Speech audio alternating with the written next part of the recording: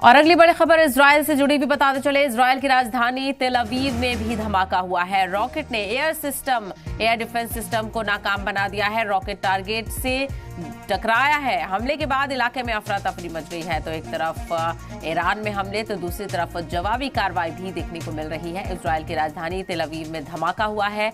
Rocket ने air defence system को नाकाम कर दिया है। रॉकेट टारगेट से जाकर टकराया। हमले के बाद इलाके में अफरा तफरी मच गई।